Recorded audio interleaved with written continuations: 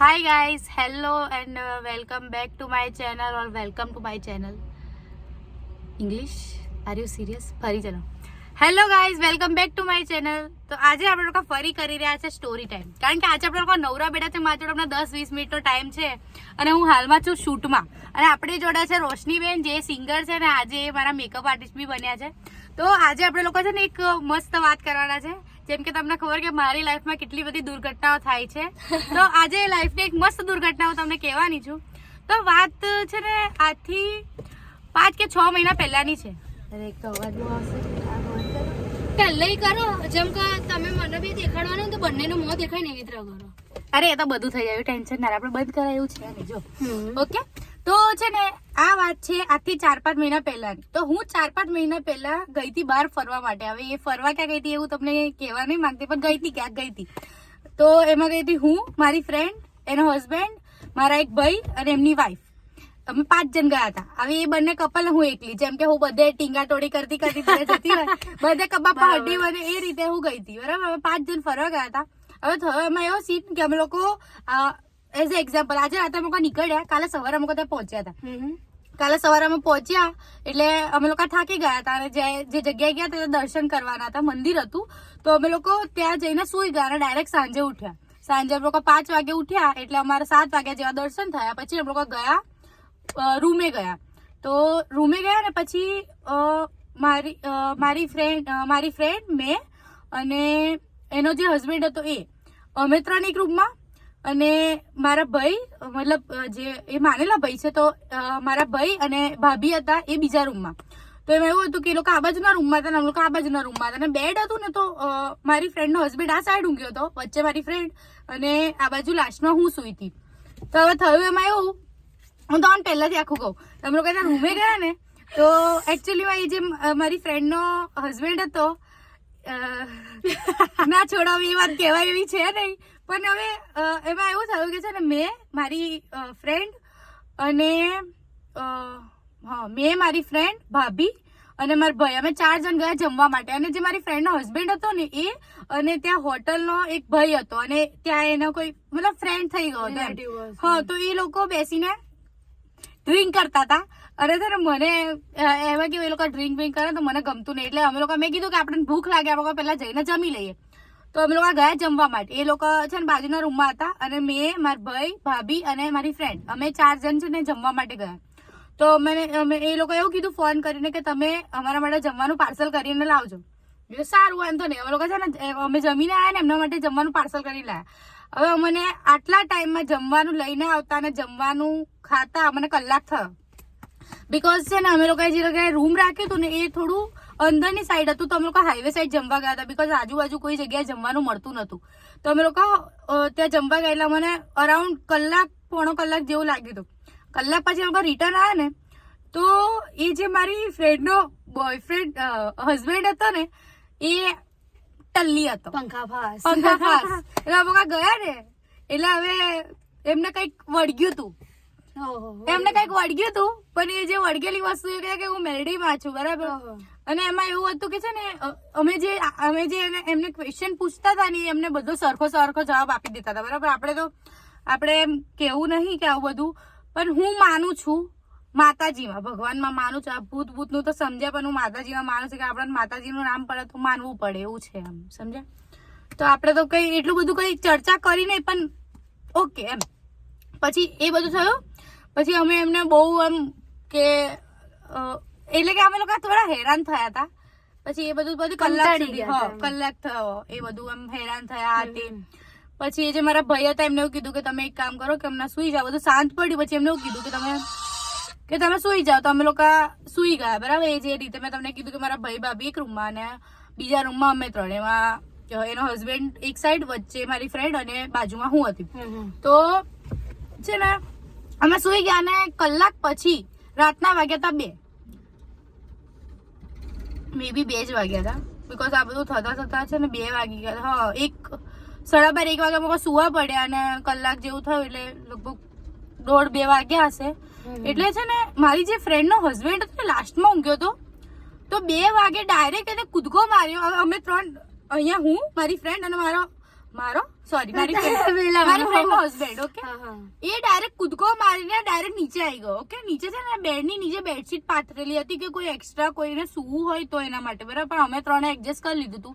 તો એને શું કર્યું, ડાયરેક્ટ જ કૂદકો મારીને અમારે બંને પરથી કૂદકો મારીને ડાયરેક્ટ જ નીચે આવી ગયો, બરાબર. રાતે 2 વાગે, કલાક પછી અમે સુઈ ગયા ને એના પછી. તો મેં એટલું બધું કોઈ ટેન્શન નહીં, મને એવું હતું કે બંનેમાં ઝઘડો થયો હશે એટલે કદાચ એ બાજુ નીચે આવીને સુઈ ગયો હશે. એટલે મેં એટલું બધું મગજ પર લીધું નહીં. પછી છે ને 5 મિનિટ પછી એને ડાયરેક્ટ જે મારું બ્લેન્કેટ હતું ને એને ખેંચ્યું.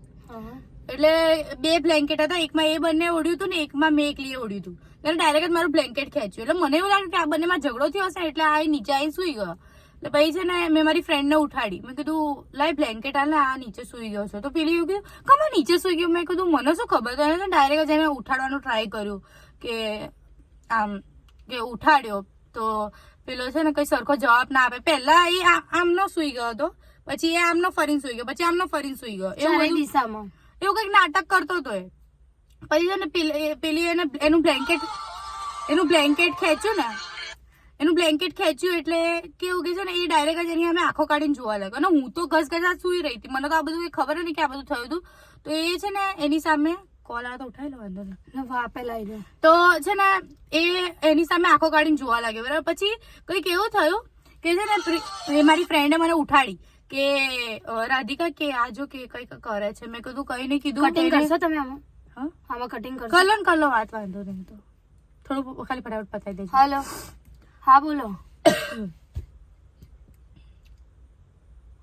કાનજીભાઈ ને જોડે જ છે, હું કરાવડાવું. અત્યારે શૂટિંગ ચાલે, ખાલી થોડી વાર જપો ને હું ફોન કરું તમને. હાલો, હા ડન. તો એને મને ઉઠાડી કે રાધિકા આવું કંઈક કરે છે. તો મેં કીધું કે આને ડ્રિંક કરેલું છે, કઈ છે નહીં. એટલા માટે કીધું સુઈ જા શાંતિ. હવે 5-10 મિનિટ થઈ ને હું તો સુઈ ગઈ, કારણ કે હું તો ફૂલ ઊંઘમાં હતી, થાકી ગઈ હતી એટલે હું સુઈ રહી હતી. તો પછી છે ને એને પાછી 5-10 મિનિટ થઈ અને મારી ફ્રેન્ડ ઉઠી અને મને ઉઠાડી કે રાધિકા જો આ કંઈક કરે છે. અને એ ઊંઘમાં આવી રીતે કોઈ બૈરું કઈ રીતે રડતું હોય એ રીતે કંઈક એવું કંઈક કરતો હતો. શ્વાસ ચડ્યો હોય. હા, મતલબ એમ કઈ રડતો હતો ખરો, કોઈ બૈરું રડતો હોય ને એ રીતે રડતો હતો. તો છે ને મારી ફ્રેન્ડે મને ઉઠાડીને કીધું કે આ કંઈક કે રોઈ રહ્યો છે એ રીતે. તો મેં જોયું ને તો એ કંઈક એમ રડતો હતો ને મેં એને બોલાવ્યો ને આમ એને એમ ઉઠાડ્યો તો એ ડાયરેક્ટ જ એમ આંખો કાઢીને અમારા બંનેની સામે જોવા લાગ્યો. મારી ફ્રેન્ડે મને એવું કીધું કે રાધિકા એક કામ કર કે ભાઈને બોલાય. એટલે મેં ભાઈને કોલ કર્યો. મેં ભાઈને કોલ કર્યો. મેં કીધું ભાઈ કીધું બાજુમાં આવજો. તો એ કે શું થયું કે મેં કીધું તમે આવજો ફટાફટ કીધું. તો કે શું થયું? તો કે મેં કઈ નહીં, તમે ફટાફટ આવો. પછી એ જેવા આવ્યા ને એમને મને ડાયરેક્ટ એવું કીધું કે હમણાં કે 10 મિનિટ પહેલા તો જોર જોરથી કઈ અવાજ આવતો હતો. મેં કહું એટલે કઈ ખબર ના પડે, કે ખબર નહીં કે મને અચાનક જ કોઈ કે છે ને આમ જોર જોરથી રડતું હોય ને એવો અવાજ આવતો.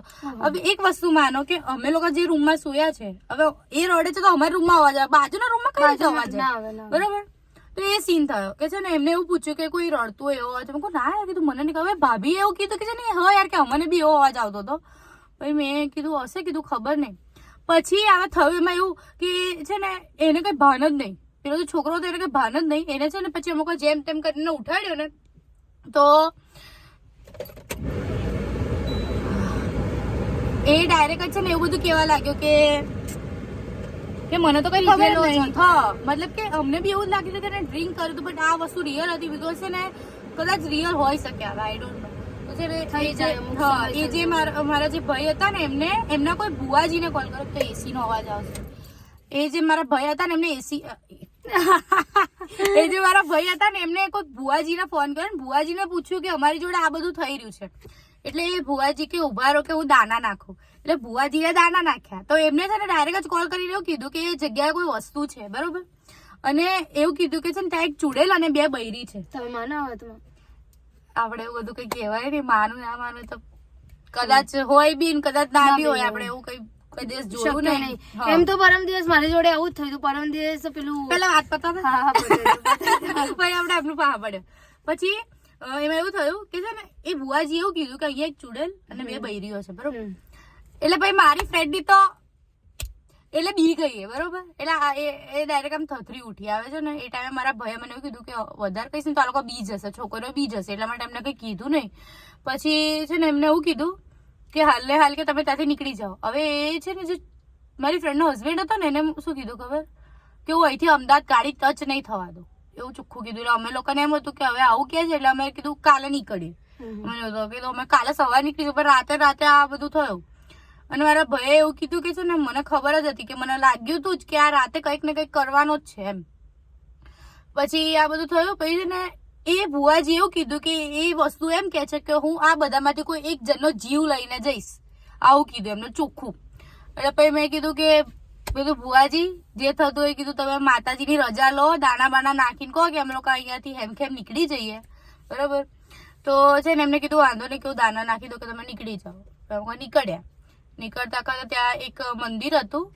તો મને હું બિલીવ કરું કે ના કરું, પણ આપણને થોડી એમ શંકા હોય એટલે મેં છે ને ત્યાં જઈને મેં કીધું માતાજી કીધું કંઈ થવા ના દેતા અમે લોકોને, એટલે અમને હેમખેમ ઘરે પહોંચાડજો એમ. આગળ ગયા પછી છે ને ચા પીવા એક જગ્યાએ ઊભી રાખી. ચા પીવા ઊભી રાખીને તો ત્યાં બી એને કંઈક એમ વસ્તુ એની જોડે જ હતી કે આમ એમ કરીને આંખો કાઢીને જોવે ને એવું બધું કરતી હતી. પછી એ ટાઈમે છે ને મેં એમ કીધું માતાજી કીધું કશું કરો નહીં, કીધું કઈ બી ભૂલ ચૂક હોય તો માફ કરજો.